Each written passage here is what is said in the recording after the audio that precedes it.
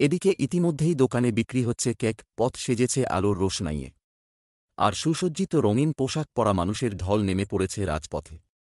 Santa ক্লজের উপহারের প্রতীক্ষায় প্রহর গুনছে কচি কাঁচারা। রূপকথায় আজও তারা বিশ্বাস করে। এবার এই উৎসবের মরশুমে একটি অনুষ্ঠানে যোগ দিয়ে খোদ মুখ্যমন্ত্রী মমতা বন্দ্যোপাধ্যায়কেই সান্তা ক্লজ বলে দাবি করলেন কলকাতার মেয়র তথা পুরমন্ত্রী ফিরহাদ হাকিম। তাঁর দাবি, শুধু বড়দিনের সময় নয়, সারা বছরই রাজ্যের মানুষকে নানা উপহার দিয়ে ভরিয়ে রেখেছেন তিনি মমতা বন্দ্যোপাধ্যায়।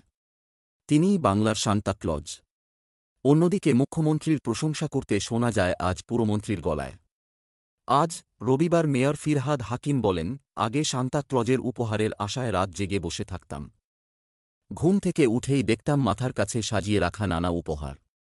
শিশুমন বিশ্বাস করত সান্তা এসেই সেসব দিয়ে গিয়েছে।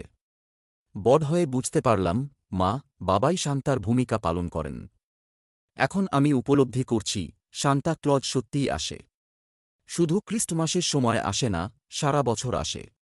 যে ছোট মেয়েগুলিকে বলা হয় যে আর পড়াশোনা করার টাকা নেই, বিয়ে দিয়ে দেব, তখন সেই সান্তা ক্লজ এসে তাকে কন্যাশ্রীর টাকা দিয়ে বলে তোমাকে এখনও পড়তে হবে, জীবনে এগিয়ে নিয়ে যেতে হবে। মেয়ের বিয়ে কি করে দেব? এই চিন্তায় পড়লেই সান্তা ক্লজ এসে বলে রূপশ্রীর কার্ড আনাও, মেয়ের বিয়ে সসম্মানে দাও।